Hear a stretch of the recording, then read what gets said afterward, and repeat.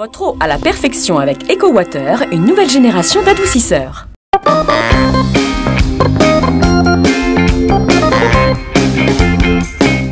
Bienvenue à l'Arche de la Nature. Aujourd'hui, je vous emmène découvrir les archers de la nature avec vous, Didier. Bonjour. Voilà, bonjour. Président de l'association. Président de l'association depuis 10 ans. Ah, quand même, ouais. Ah ouais, quand même, ça fait un bail. On a commencé comme archer normal. Et après, on est devenu président. C'est mon fils qui m'a amené ici. Et c'est devenu une passion. Vous êtes piqué maintenant. Ah, maintenant, oui, plus que piqué. Ouais. Pour être président, il faut être piqué de toute façon. Ouais. Et Michel, le secrétaire, bonjour. Eh ben bonjour, mais moi ça fait plus de 25 ans que je fais du tir à l'arc. J'étais à Saint-Marc, maintenant je suis chez eux depuis 12 ans, 13 ans. Je suis secrétaire et un arbitre fédéral. Et bien piqué aussi. Très piqué. Ma femme tire aussi, donc on fait sans famille. Mais c'est bien. Alors, Terrain en ce moment. mais justement, on ira la voir juste après. Ouais, Si on la trouve, mais on ira du moins sur le terrain voir ce qui se passe. Dites-moi où on est là. Là, on est à l'Arche de la Nature. D'accord. Et je veux dire, ici, c'est quoi? On fait partie de l'Arche de la Nature. C'est un contrat qu'on a avec l'Arche de la Nature. Ils nous prêtent le terrain. On a 42 cibles. Ils nous allouent 22 hectares à l'année, plus 7 hectares quand on fait des concours. Et on a mis des cibles tout autour du bois. Bon, c'est sécurisé, il n'y a pas de souci, c'est fait comme il faut. Et quand on fait des concours, ils nous allouent un autre secteur. Bon, aujourd'hui, on reçoit beaucoup de monde, parce que dans le week-end, ça fait quand même 350 personnes. Ah, quand même, ouais. Ça fait du monde. C'est national. Hein. C'est national. On ne fait que du sélectif pour le championnat de France. D'accord. C'est une compétition aujourd'hui. C'est une compétition. De toute façon, tout ce qu'on fait, tout ce qu'on organise, c'est compétition. On a des Marseillais qui sont descendus. On a même eu des Irlandais une année. Ah, waouh. Ça, c'était pour les championnats du monde. Alors ça cause quand même. On commence à avoir une petite renommée ici. La Haute-Savoie. C'est bien. La Haute-Savoie aussi. On a eu la Haute-Savoie quelques années. Là. Ils venaient en groupe. C'est pour le week-end, quoi. Et dites-moi ce qu'on va aller découvrir, nous, Michel, là, à l'instant dans les bois. Ce qu'on va découvrir aujourd'hui, ça va être ce qu'on appelle le 3D. Ce sont des animaux, comme il y en a quelques-uns ici, qui sont grandeur nature, qui sont mis dans les bois dans des positions naturelles. Et hier, on était sur des natures, ce qui est les images papier. Donc aujourd'hui, ce n'est que du 3D. D'accord. Et ben, on va découvrir ça. Ce qu'on peut préciser, on n'est pas des chasseurs. Oui. On est des compétiteurs. Parce que quand les enfants viennent ici, vous allez tuer des animaux. Non, on ne tue pas des animaux. On est des compétiteurs. Fictif, les animaux. On fait un sélectif pour l'équipe de France. Ça n'a rien à voir. D'accord. Mais c'était bien de le préciser. Il faut bien éduquer aux gens qu'on n'est pas des chasseurs. Parce qu'ils font l'amalgame. Tir nature, tir 3D, chasse. On n'est pas des chasseurs. Compétiteurs. C'est des faux animaux. C'est des faux animaux, voilà. Et il y a des points comme un championnat, vous voyez. Comme on voit juste à côté. Eh ben, c'est bien compris. Personne ne tue d'animaux ici, ça nous va très bien. Merci beaucoup, Didier. Voilà, merci, au revoir. Allez, venez avec nous, Michel. On va aller faire un petit tour dans les bois. C'est plutôt moi qui vais vous suivre parce que je ne sais pas par où vous allez m'emmener. Alors, Michel, dites-moi à quel endroit on se trouve actuellement? Et si on se trouve sur la cible numéro 3, des 24 cibles, donc c'est un cerchi couché, on attend que le peloton qui vient de faire tirer fait ses comptes, après qui vont à l'autre, et il y a ce peloton-là qu'on vient de voir à l'instant, qui sont au pas d'attente, un petit peu avancé, là, le pas d'attente est au jaune, et qui attendent leur tour pour pouvoir tirer. Bonjour Fred. Bonjour. Vous allez bien? Bien, ouais.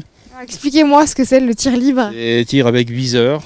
Alors, montrez-moi tout ça. Alors attendez, parce que sur le micro... C'est un arc où on a le droit à tout.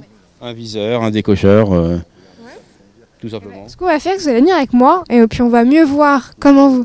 C'est lequel en fait? C'est le rouge? Ouais. Je viens avec vous. Comme ça, ce sera plus facile. Vous allez me montrer comment vous faites. Je vous gêne pas en fait si je me mets là? Ça va? Non, là c'est bon. Comment ça marche? Donc là, je me mets au pas de tir et je regarde la cible et j'estime la distance. D'accord. Bon, je vous regarde faire, je vous laisse vous concentrer.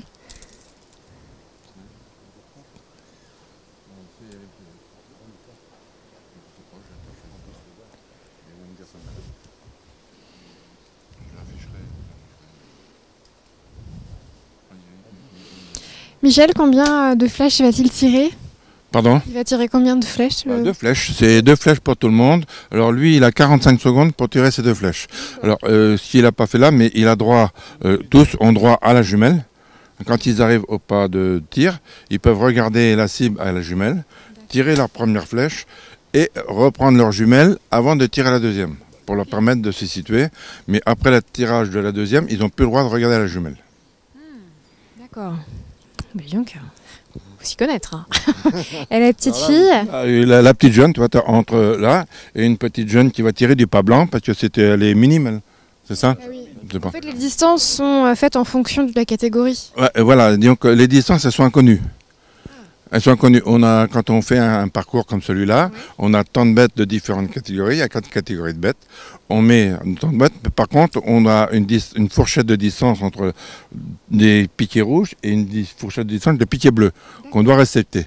Après, on met les bêtes, nous, comme on semble. Alors, où on fait un parcours difficile, on met des bêtes petites assez loin, du moment qu'on rentre. Mais généralement, on essaye d'avoir des concours qui sont quand même agréables à faire, quoi. Hein? Bah oui, c'est mieux. Hein? Bah oui. Qui va tirer au plot bleu, là? La petite jeune qui sait qui est les prochains. À qui le tour? Monsieur? Allez. Je peux vous suivre? Alors. Ah, monsieur a dit oui. Alors, je vais regarder un petit peu. Vous venez avec nous, Michel? Les distances sont les mêmes et le temps est le même. D'accord, oui, Il y a c'est... une égalité là. Ça me plaît, ça. Les classements sont différents. Comment s'appelle le monsieur, vous savez? Comment? C'est un ami à vous? C'est des gens, lui, il est du club de Bouloir, ils sont deux clubs de Bouloir. Jean-Louis, il était chez nous. Hein, maintenant, il a immigré dans un autre département. Et on a Fred qui est de je sais plus d'où. On va aller regarder tirer et puis on se retrouvera à côté du cerf.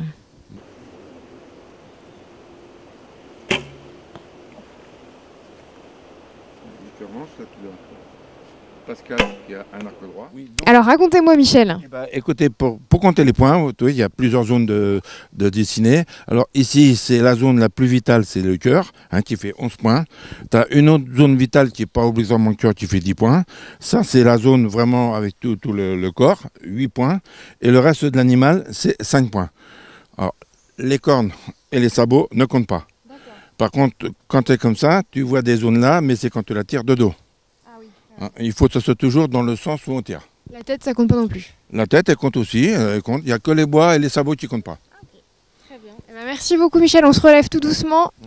Merci pour votre accueil, vos explications. C'est ma foi avec le plaisir de vous avoir accueilli. Puis à la prochaine, par contre, la prochaine fois, le 12 février, on fait un autre concours Nature 3D. Ici? Oui, ici, bien sûr. Merci beaucoup, Michel. Merci, au revoir. Allez, c'est pas fini, on reste à l'Arche de la Nature. Maintenant, c'est la fête de la forêt et de la randonnée. On retrouve tout de suite Cédric Le Breton. C'est parti. On trouve de drôles de créatures aujourd'hui à l'Arche de la Nature. Et c'est la fête de la forêt et de la randonnée. Bonjour, Cédric. Bonjour, Mylène. Ça va bien? Très bien. Qu'est-ce qui se passe là? Ces sorciers, ces trolls, ces fées? Bah oui, il y a beaucoup d'êtres un peu imaginaires, mais qui vivent dans la forêt de l'Arche de la Nature. On ne sait pas, mais et parfois ils apparaissent quand on fait une animation. Et là, on voit les enfants qui sont fascinés par ces êtres très très étranges. C'est de la soupe, de la potion magique? Oui, il a mélangé beaucoup de choses. Hein, les châtaignes, des citrouilles, des pépis de chat, voilà. Ça donne envie. Hein. Des yeux de crapaud aussi, voilà. Alors qu'est-ce qu'on va aller voir, nous deux? Il y a beaucoup de choses aujourd'hui. Hein. Oui, on va aller voir les loutres, les rapaces et les loups, et puis une association qui s'appelle Randorou pour faire de la randonnée avec des fauteuils roulants. Okay. Rapaces, loups et Randorou. Eh ben c'est parti. Ouais. Les rapaces, des beaux emblèmes de la nature, Cédric. Ben oui, c'est des animaux qu'on voit alors, souvent en forêt, mais de très très loin, et c'est pas toujours évident d'identifier. Type de rapace, buse, faucon, autour, voilà. Et là, on a la chance d'avoir Frédéric Plonca, donc artisan fauconnier, qui va nous présenter justement, qui vient nous présenter les différents types de rapaces qu'on peut trouver dans le département. Merci. Bonjour Frédéric. Bonjour. Vous allez bien? Ça va, merci. C'est qui votre bébé à côté? Un bébé, c'est un bébé qui s'appelle Papillon, c'est un autour des palombes. Un autour, c'est un oiseau qui vit en Sarthe, hein, par chez nous. C'est un super prédateur, voilà, c'est un des rapaces les plus chasseurs qui existent. Il fait peur quand il regarde droit devant, là, ça m'a un peu surprise. C'est surtout lui qui a peur. Donc c'est aussi pour ça que ce sont des oiseaux très difficiles à observer dans la nature, c'est qu'il a une peur congénitale de l'homme. Donc voilà. Il va chasser tout ce qui est vivant jusqu'à la taille du lièvre, en passant par le faisan, le pigeon. Mais c'est un oiseau qui a tendance à chasser beaucoup les pigeons. C'est pour ça qu'on l'appelle autour des palombes. Les palombes étant le nom qu'on donne aux pigeons. Voilà. Donc, On les retrouve en Sarthe? oui, c'est un oiseau qui, on en trouve dans beaucoup de régions françaises, mais notamment en Sarthe. Et les petits que l'on voit à l'instant à l'image? Pèlerins. Des faucons pèlerins, donc aussi des espèces françaises qu'on peut trouver également en Sarthe. Il ne faut pas s'inquiéter, c'est normal. Des faucons pèlerins, donc des mâles, un jeune à droite, un adulte à gauche. Voilà, le faucon pèlerin, c'est un chasseur d'oiseaux exclusif, également prédateur absolu, car lui, c'est l'oiseau le plus rapide du monde.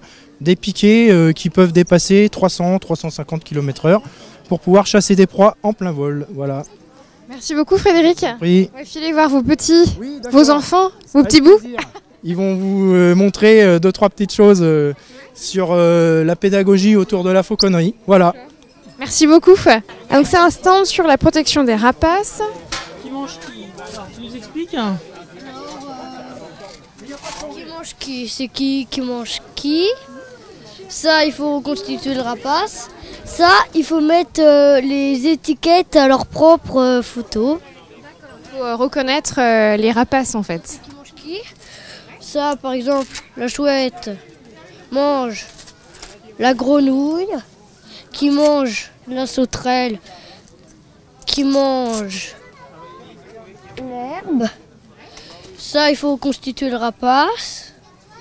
Oui, il y a les pattes là. Remettre les noms à leur propre photo.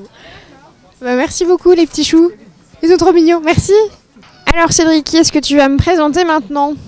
Alors pas un loup directement, mais quelqu'un qui fait partie des baladins de la vallée d'Argent, donc pour montrer justement la vie des loups et conter beaucoup d'histoires autour de cet animal mythique. Et c'est Eric, hein, si je me souviens bien. Bonjour Eric. Bonjour, Vous allez bien? bien et vous? Bien, merci. Vous venez d'où? Nous venons de Bretagne, nous. Vous êtes comédien animalier. Comédien animalier, voilà. C'est pas commun. Effectivement, c'est un métier peu commun. J'ai la chance de pouvoir le pratiquer. Et voilà, nous sommes peu en plus à pouvoir présenter du loup en public. Et donc j'ai la chance effectivement de pouvoir le faire et de pouvoir partager ma passion avec le public. Ça doit être particulier quand même de travailler avec des loups plutôt qu'avec des hommes. Est-ce que c'est plus facile ou au contraire c'est plus difficile? Alors avec l'homme, il y a au moins le dialogue, on se comprend au niveau de la langue. Avec les loups, ça va être des codes de communication qu'on suffit d'observer. Et après, on comprend ce mode de communication. On sait quand ils sont contents, quand ils ne sont pas contents. Enfin voilà, ils nous montrent parfaitement bien, ils savent parfaitement bien communiquer avec nous. Il y a une partie de dressage aussi dans votre métier? Alors chez les loups, ce sont les seuls animaux où on ne dresse pas l'animal. On va simplement lui demander de nous accepter dans la meute, d'aller d'un point A au point B avec une laisse et bien entendu de revenir au point A, bien évidemment. Après le restant, c'est le loup qui veut nous le donner ou pas, tout simplement. Qu'est-ce que le public va pouvoir découvrir dans quelques instants? Eh bien déjà les contes et légendes avec des histoires vraies autour du vrai loup et puis la présence du loup ici que vous aurez d'ici quelques secondes devant le public. Merci beaucoup Eric. De rien. Nous voilà arrivés au Randoroux, Cédric. Oui, l'association Randoroux qui propose justement de découvrir des fauteuils adaptés pour la randonnée, notamment en forêt, puisque c'est la thématique de la fête, et qui font aussi ces fauteuils-là aux valides, des gens bien importants, qui peuvent logiquement n'utilisent pas ce type de matériel, mais c'est du matériel assez sophistiqué, puisque qui est vraiment adapté à tout type de surface. Et on va voir Claire Malbos, la présidente de Randoroux. Voilà, on la voit en train de faire un parcours en gymkhana parce qu'il y a différents obstacles. Et elle va nous expliquer un petit peu l'objectif de l'association. Et puis on aura le créateur aussi de tous ces fauteuils adaptés à la randonnée. Qui est Serge. On peut peut-être d'ailleurs commencer avec Serge le temps que Claire arrive, parce que Serge est juste à nos côtés. Bonjour. Oui, bonjour. Vous allez bien? Ça va bien, ouais, content d'être là. Oui. Comment ça vous est venu cette idée de faire des fauteuils adaptés à la randonnée? Ça m'est venu parce que j'avais envie de me balader moi-même en forêt et un peu partout c'était peu carrossable et donc j'ai essayé de réfléchir à un fauteuil plus adapté à ce genre de terrain. Vous avez trouvé des partenaires pour vous aider? Vous avez tout fait vous-même? Comment ça s'est passé? J'ai commencé un peu tout seul, oui, et puis après ça c'est pas mal des partenaires de financement qui m'ont permis de développer l'idée et aujourd'hui je travaille au sein du groupe G2M qui est installé à Saumur Et c'est à cet endroit-là qu'on fabrique le fauteuil. Ouais. Ça a mis combien de temps entre l'idée, le dessin sur le papier et puis la réalisation ? Ah, ça a pris pas mal de temps. Moi, j'ai commencé en 2002 le premier prototype. Et puis depuis 2009, il est homologué par la Sécurité sociale. Donc il permet d'avoir un remboursement sur ce fauteuil. Donc ça a démarré un peu la commercialisation. Et depuis, je fais des démonstrations, des présentations dans toute la France. C'est un peu l'aboutissement, hein. Tu devais être fier.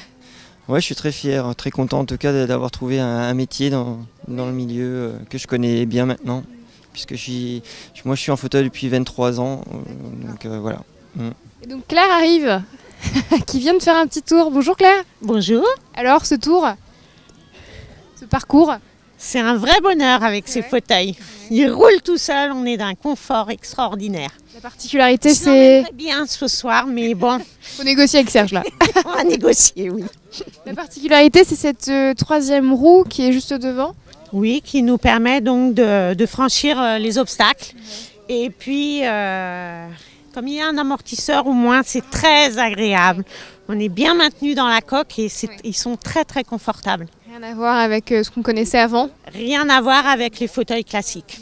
Et vous, avec l'association, vous faites plusieurs démonstrations de ce genre ? Alors c'est vraiment la première, on a déjà fait des petites manifestations, mais c'est au moins la première fois qu'on a l'honneur d'avoir déjà Serge aujourd'hui, venir nous présenter les fauteuils et permettre à tout le monde de découvrir la randonnée et que la randonnée peut se faire de plusieurs façons. Je vois qu'il y a des enfants qui essaient justement le parcours, c'est aussi le but en fait de l'association, c'est de montrer aux autres.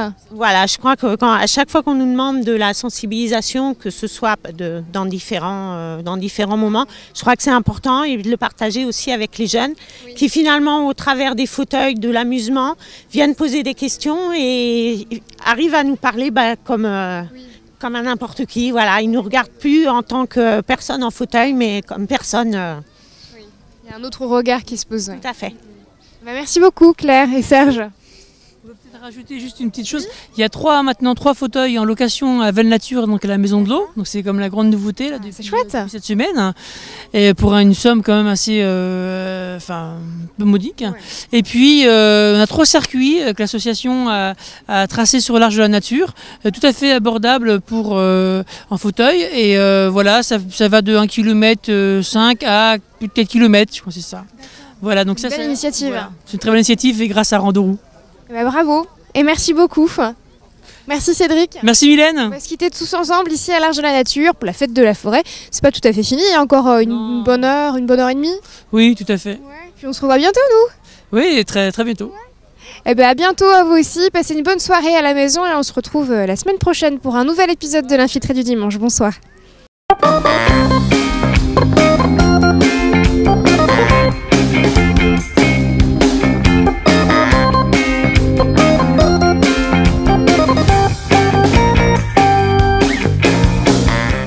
Votre eau à la perfection avec EcoWater, une nouvelle génération d'adoucisseurs.